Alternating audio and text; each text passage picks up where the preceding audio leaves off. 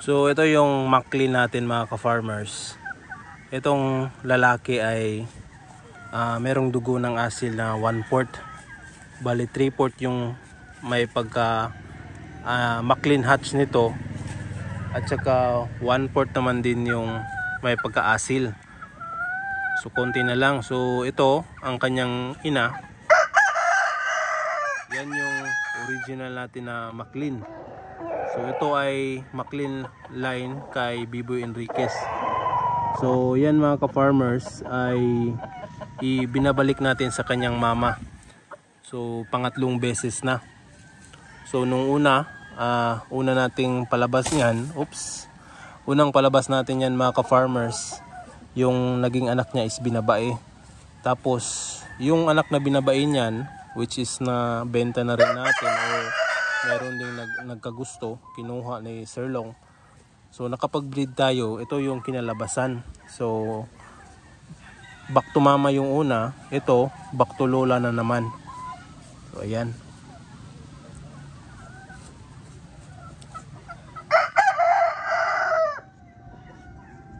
So kanina pinaliguan natin ito at sinama na rin natin sila.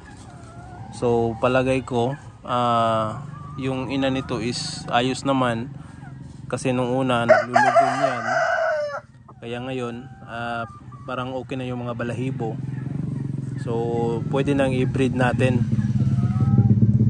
So itong rooster naman, itong ating rooster na gagamitin, first time din niyang maisalang sa babae. So i-try ko muna itong ilagay dito kung hindi ba namamalo. So far hindi naman niya pinapalo yung babae. So sinasanay ko muna mga ka-farmers. So ang gagawin ko dito, baka ang pag-breed natin dito is battery type dahil yung inahin na yan ay manunuka ng itlog. So hindi natin pwedeng ilagay yan sa breeding pen or dito sa dumping pen. So kailangan nating ilagay sa battery cage at itutuplak lang natin or pasasampahan lang natin dito sa rooster natin. So itong Maclean asil natin na mayroong 1/4 na dugo, 3/4 Maclean, siguro meron din ako mga itim na babae, yung dirty dome ko. Baka dito ko rin ilalagay o ito yung gagamitin kong ganador. So maganda yung sukat nito mga ka-farmers. So merong nagpa-reserve nito noon pero ngayon hindi ko na ibibenta kasi gagamitin muna natin. So ito na lang kasi yung nag-iisang Maclean hatch natin. So gagamitin muna natin at kapag meron na tayong magiging anak niyan ay tsaka natin i-decide kung pwede ba natin nang ibenta. Alright. So ito naman yung sweater natin, sweater asil mga ka-farmers. Yan yung inahin na sweater natin. At ito naman yung tandang na anak niya. So yan yung gagamitin natin, ang back to mama. So ito yung gagamitin nating broodstag. Ito ay sweater asil. Ang ama nito, ang ama niyan ay asil at saka yung ina naman ay ito, mga sweater. So dalawang magkapatid yan, andun yung isa. So nilagay ko rin yung isang rooster. So sa ganitong pamamaraan mga ka-farmers, sinasanay ko yung rooster na merong babae kung hindi ba namamalo. So para pagsanay lang ito mga ka-farmers. At kapag sanay na yung ating rooster ay hindi na tayo mahihirapan sa pag-breed nila. So yan ang ganda ng tindig ng rooster. So itong magkapatid yung rooster mga ka-farmers at saka itong dalawang babae naman nandun, magkapatid rin. So tamang tama na, natapos na rin maglugon yung isang sweater na babae. So ito yung mauuna nating i-breed. At ito namang rooster, tamang tama yan dahil nasa mga 9 months na itong mga manok na ito. So good for breeding na talaga sila. Alright.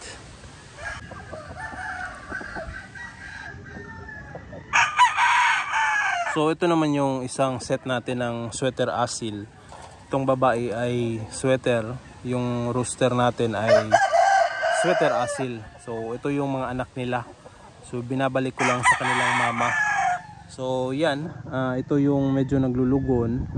Meron pang mga balahibo pero so far okay lang din naman, yung hindi naman nalalagas lahat. So siguro pwede na natin yan gamitin sa breeding. So sinasanay din natin itong rooster na ito dahil first time niyang makasama yung babae sa loob ng isang kulungan. So tinitingnan natin kung hindi ba namamalo. So magkapatid yan, ito at saka ito. Yan yung mga brood stag natin na gagamitin. So, yan.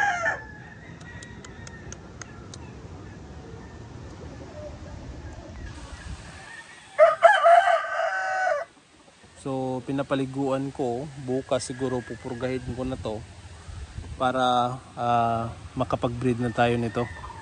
Yung mga round heads ko ay hindi pa. Ayan, oh.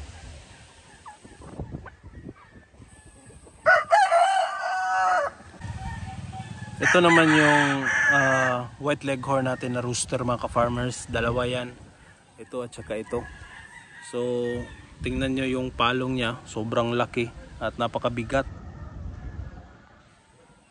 So ito yung isa sa pagpapilian natin na isi-ship from Samar. So pinapaliguan na natin at pupurgahin natin ito bukas. So hinahanda rin natin yan para doon sa isasama nating mga babae sa mga white leghorn natin. So mapapansin nyo, yung mga white leghorn talaga ay hindi malalaking manok. So isa din sa bagay na nagpapaliit sa kanila ay yung kanilang palong. So yan, hindi ko tinanggalan ng palong mga ka-farmers. So tinitesting ko talaga or hinahayaan ko lang yung mga leghorn na lumaki yung kanilang palong. Yung unang batch nito nung mga nakaraang taon ay pinutulan ko ng palong para hindi masyadong mabigat. So siguro magme-message ako kay sir na yung bumili nito o kumuha nito kung ayos lang ba kung may palong or kailangan ba nating tanggalan yan para hindi mabigatan yung manok natin. So sobrang laki talaga mga ka-farmers. Yan o.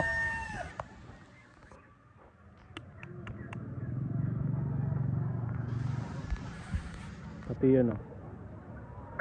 Yun mga ka-farmers, ang nagawa natin ngayong araw na ito.